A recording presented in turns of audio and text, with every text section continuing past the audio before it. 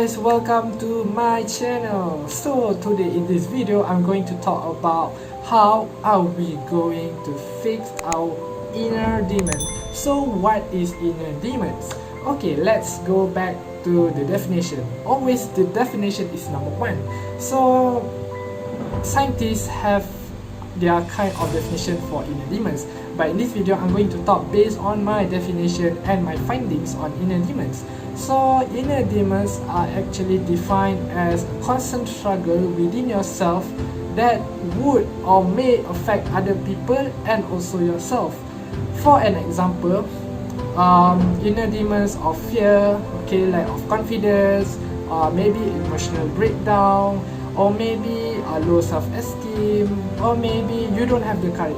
Those are inner demons because it's a constant struggle. Okay, remember the definition is about the constant struggle within self to maintain. Okay, to maintain, like as if you are struggling with your monsters inside you and you are not able to get rid of it because of certain thing. Okay, so where does this inner demon stems from? Okay, when we talk about inner demons, we have to talk about from the past of what happened, okay, to you back then, okay, during your childhood. It's always back to your childhood. You could not question why, okay, because in our childhood we develop a lot of things in our way to become an adult. So there are two things, okay, that cause these inner demons. The first one is it comes from a toxic environment. Okay, this is very simple and straightforward. Toxic environment here, it means that people, for example, you were living in a situation where people hate you, or maybe people are doing bad things. Okay, so they show bad example to you, and also you have that kind of traumatic experience. And the second thing is childhood traumas. Childhood traumas are related to what would happen, okay, during your childhood days with your parents. Okay, maybe during those days your parents abused you, maybe in those days your parents didn't give you affection or love, and that caused, okay, triggered the inner demons. So let's talk about why inner demons are dangerous. Okay, when you talk about demons, they are dangerous, they are aggressive, and they are very wild. So we're going to talk why is it very dangerous. So let's figure out why is it dangerous. Okay, the reason why it is dangerous is because it affects, number one, it affects you, and number two, it affects people around you, and this is very bad. Let's take for an example of the inner demon of emotional breakdown. Okay, I understand emotional breakdown are always happening around us. Even I also have emotional breakdowns during my studies. Okay, for an example, you were taking a job, you are applying for a job, and you are working as an employee at a company.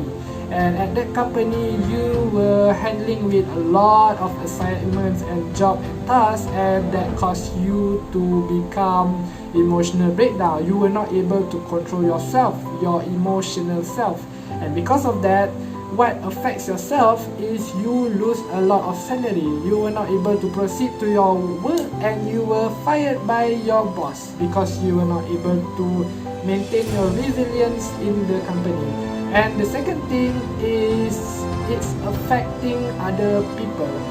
How does this relate? Okay, you already had that emotional breakdown. You were working and you were fired.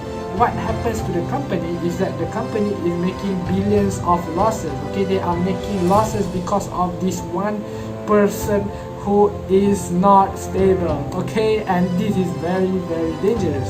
And because of that, it becomes a problem to other people, and this is what we want to avoid. Okay, inner demons, in fact, okay, it affects yourself and also other people, so you guys need to be aware.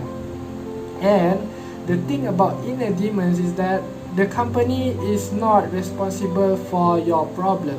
Okay, we are responsible for our demons, because inner demons are always related to what happens back in the past. It's not what happened right now, and because of that, you are responsible to uphold all your inner demons. Okay, so you were talking about how are we going to fix these inner demons, because it's so demonic creature that we could not control. So how can we control this thing? Simple. Number one, you have to write what you feel. Okay, for an example, you were feeling that emotional breakdown and you do not know what to do. And when we are emotional, we are actually not aware. Okay, for information, that is the truth.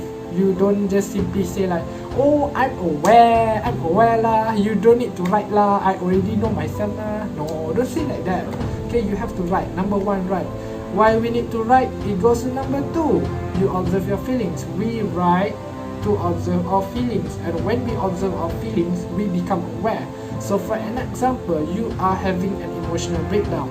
You knew that at that particular time, okay, something triggered you, and because you knew something triggered you, you were smart enough to counteract that inner demon. How do you do it?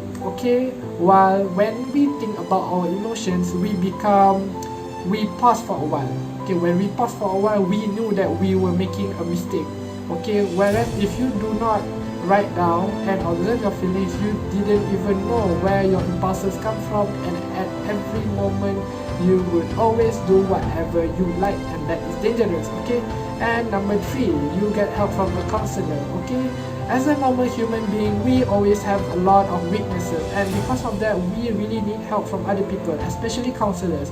Counselors are not meant for mental people, okay, mental health people who have that kind of problem, but it is also related to someone who needs help with career, or maybe guidance in their health, or maybe their development, anything, just anything. But you really need help from them, because they are the ones that are experts in this kind of field. They are people who knew a certain kind of knowledge. So why not we go and ask for help?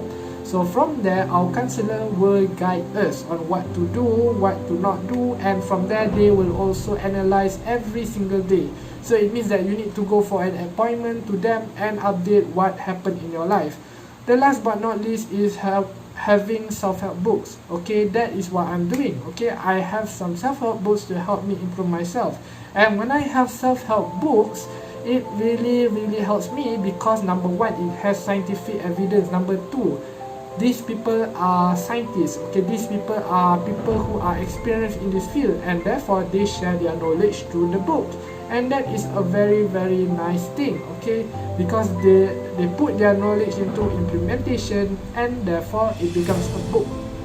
So I hope these tips help you guys to understand and identify your inner demons. I would like to see you again in the next future video, and stay tuned for more, and bye.